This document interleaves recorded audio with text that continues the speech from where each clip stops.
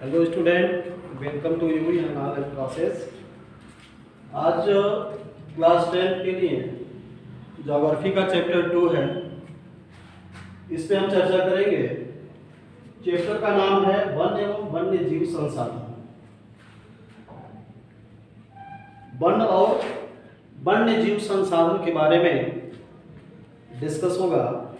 चूंकि आप जानते हैं कि मनुष्य अपने विकास के लिए अनेक प्रकार के साधन संसाधनों का प्रयोग करता है और उन साधनों से वह अपनी आवश्यकताओं की पूर्ति करता है।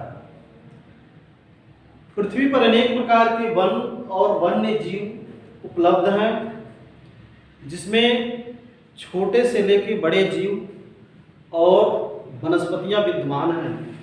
इस प्रकार हम कह सकते हैं कि पृथ्वी पर अनेक प्रकार के जीव, वनस्पतियां, जिसमें छोटे से छोटे जीव और बड़े से बड़े जीव। वनस्पतियों की भी बात करना है तो छोटे से छोटे वनस्पति और बड़े से बड़ी वनस्पतियां, इसका प्रयोग करते हुए मानव अपने विकास की प्रगति को आगे बढ़ाता है और वह एक संसाधन के रूप में उसको प्रयोग करता है। पृथ्वी एक ऐसा ग्रह है जिस पे हम इन सब चीज़ों को प्राप्त करते हैं, देखते हैं, और यहीं पर जीवन की संभावना है। तो इस लिहाज से पृथ्वी जो है अनेक प्रकार के जीवों और वनस्पतियों का एक जैव विविधता वाला स्थान है, जिसमें अनेक प्रकार के जीवों का और मनुष्यों के द्वारा मनुष्य जो है अनेक प्रकार के जीवों के साथ मिलकर एक जटिल पारिस्थितिकी तंत्र का निर्माण करता है और उस पारिस्थितिकी तंत्र में अनेक प्रकार के जीव और अनेक प्रकार की वनस्पतियों का अपना एक महत्वपूर्ण स्थान होता है। यहाँ पे मानव जीवन के लिए अगर देखें तो मुख्य रूप से जल, हवा और मृदा की अत्यंत महत्वपूर्ण महत्व है, क्योंकि उसके अभाव में मानव जीवन संभव नहीं है।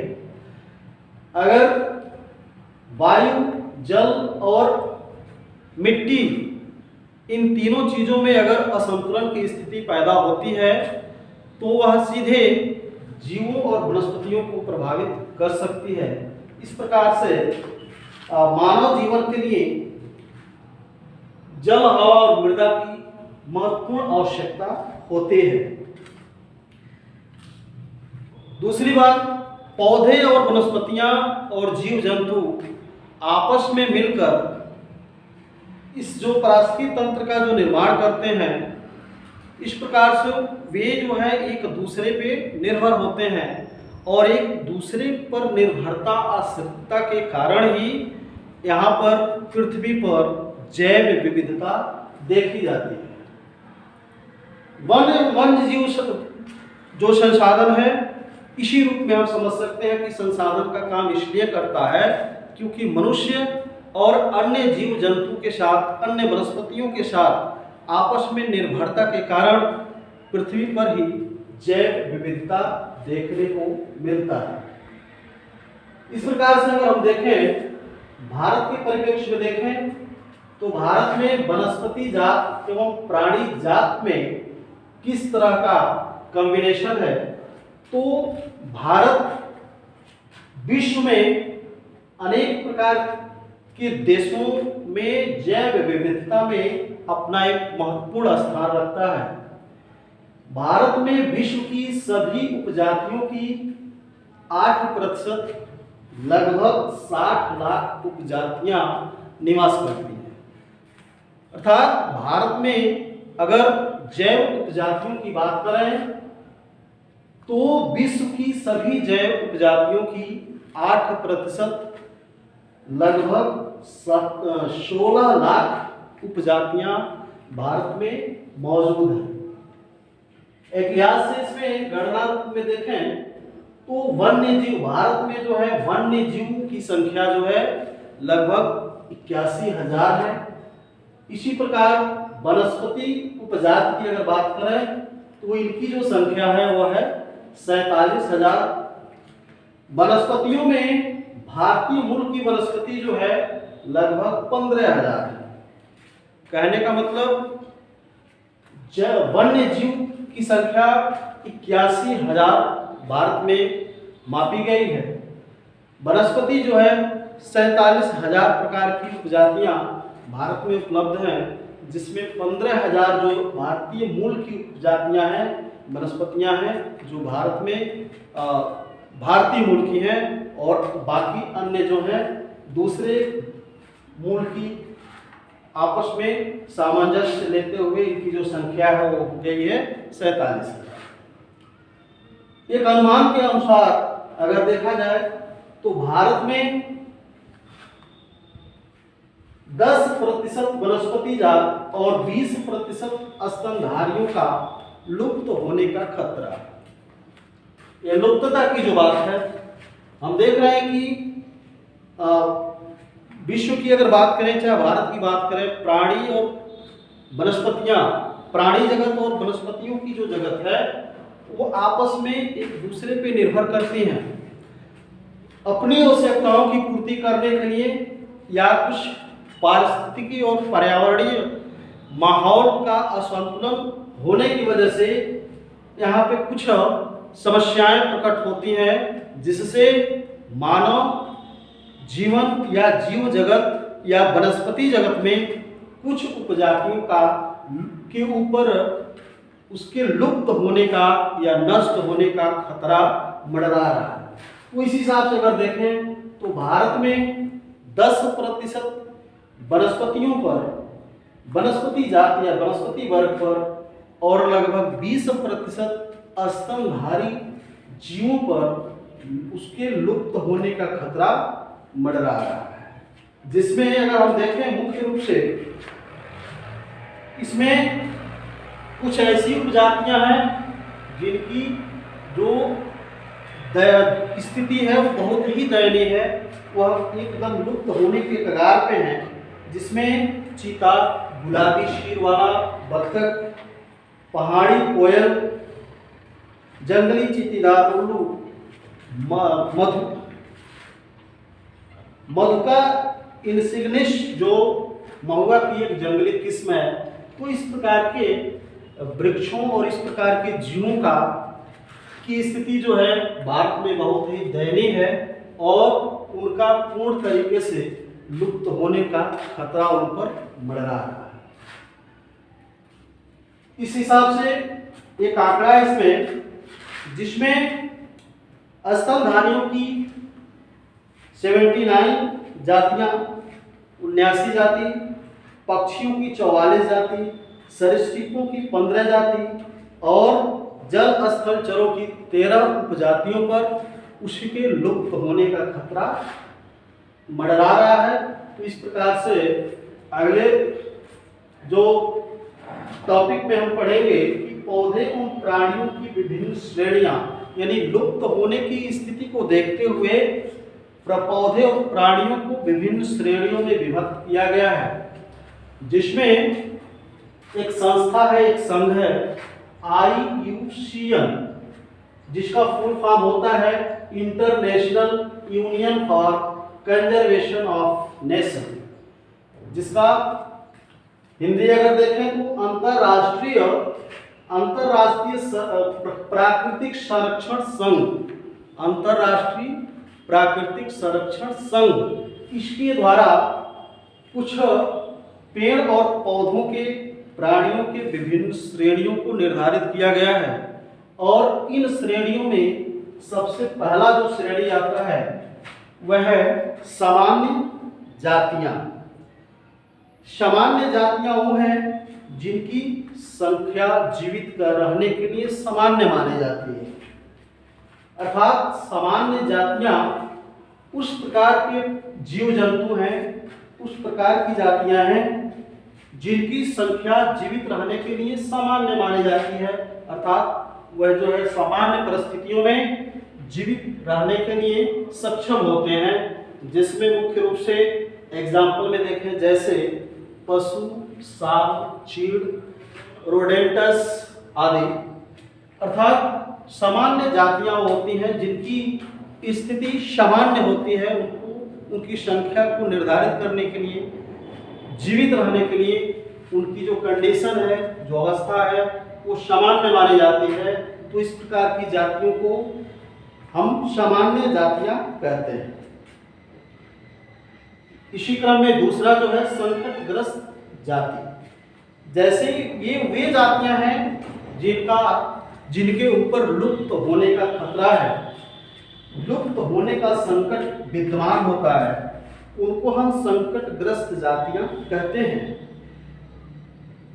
जिन विषम परिस्थितियों में इनकी संख्या लुप्त होने के कगार पे होती है या इनकी जातियों की लुप्त होने का संकट होता है, अगर उस विषम परिस्थितियों को सुधार नहीं किया जाए, उस पर ध्यान नहीं दिया जाए, तो अगर इस तरह से वो जारी रहता है तो इस तरह के कंडीशन से उनका जीवित रहना बहुत कठिन हो जाता है और इस प्रकार से यह संकटग्रस्त जातियों की श्रेणी में आ जाते हैं। जैसे एग्जाम्पल काला हिरण, मगरमच्छ, गैंडा, भारतीय जंगली गधा आदि, अर्थात इस प्रकार के जो जीव जंतु हैं ये जो है संकटग्रस्त जातियों की श्रेणी में आते हैं। अर्थात जिन भी विषम परिस्थितियों के कारण ये जो है इनके ऊपर संकट, इनके जीवन पर संकट गहरा जाता है, अगर उसको ठीक न किया जाए, अगर ये कंडीशन जारी रहती है तो इन जातियों को इनके जाति को नष्ट होने में देर नहीं लगती, इनके जीवन बहुत कठिन हो जाता है। तीसरा जो है वह है सुभेद्य जातियां। सुभेद्य जातियां, सुभेद्य का मतलब है वह जाति होती है जिनकी संख्या घट रही है, अर्थात जिनकी संख्या जो है कम हो रही है। और इसमें जो है नीली भेड़, एशियाई हाथी, गंगा नदी की डॉल्फिन आदि प्रकार की जातियां शामिल होती हैं, अर्थात इनकी संख्या जो है घट रही है। अगर उन परिस्थितियों को ध्यान में रखते हुए अगर उस में सुधार न किया जाए, उनको जीने योग्य परिस्थिति पैदा न किया जाए, तो ये जातियां जो है संकटग्रस्त जातियों की श्रेणी में शामिल हो जाती हैं। तो इस प्रकार से सुभेद्य का सीधम अर्थ होता है संख्या कम होने से, अर्थात इस प्रकार की जातियों की संख्या कम हो रही है और अगर ध्यान न दिया जाए तो ये जो है जातियां संकटग्रस्त जातियों की श्रेणी में पहुंच जाएंगी। इसके बाद से नेक्स्ट जो है दुर्लभ जातियां हैं। यह जातियां जो है दुर्लभ है, अर्थात इन जातियों की संख्या बहुत कम है या सुभेद्य है और अगर इनको प्रभावित करने वाली जो भी परिस्थितियां हैं उसमें सुधार नहीं किया जाता, परिवर्तन नहीं किया जाता है, तो ये भी जो है श्रेणी संकटग्रस्त जातियों की श्रेणी में आ जाती है। इसके बाद से जो है नेक्स्ट जो जाति है वह स्थानिक जातियां हैं। स्थानिक जातियों का मतलब प्राकृतिक या भौगोलिक सीमाओं से अलग, प्राकृतिक या भौगोलिक सीमाओं से अलग अन्य क्षेत्रों में पाई जाने वाली जो जातियां होती हैं उनको हम स्थानिक जातियां कहते हैं। एग्जाम्पल में अगर हम देखें तो अंडमानी टील या जंगली सुअर है, निकोबारी कबूतर है। अंडमान का मतलब अंडमान जो है एक क्षेत्र है, एक भौगोलिक क्षेत्र विशेष है जो एक भौगोलिक क्षेत्र से अलग सीमा निर्धारित करता है। तो इस प्रकार से अंडमानी, ये टील और जंगली सुअर ये जो है स्थानिक जातियां हैं। और दूसरी चीज इसमें जो है वह है निकोबारी कबूतर, अर्थात निकोबार का जो कबूतर है इनको हम स्थानिक जातियों की श्रेणी में रखते हैं। नेक्स्ट जाति है वह है लुप्त जातियां।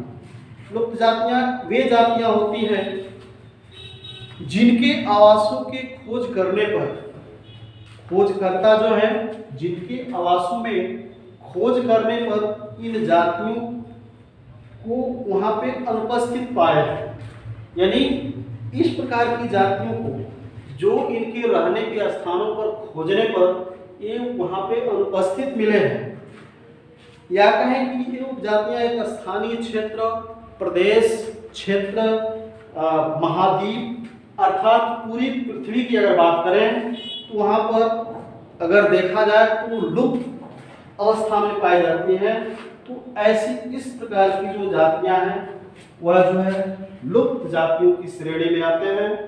जैसे एग्जाम्पल है इसमें एशियाई चीता और गुलाबी शीर वाला बत्तख।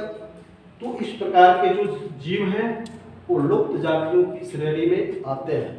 अर्थात IUCN के द्वारा जो भी ये सामान्य जातियों से लेकर के लुप्त जातियों तक जो भी वेरिफिकेशन किया गया है, जो भी वर्गीकरण किया गया है, उसके आधार पर हम देख सकते हैं कि इस धरती पर भारत में अनेक प्रकार के ऐसे जीव हैं जो अनेक प्रकार की श्रेणियों में पहुंच चुके हैं।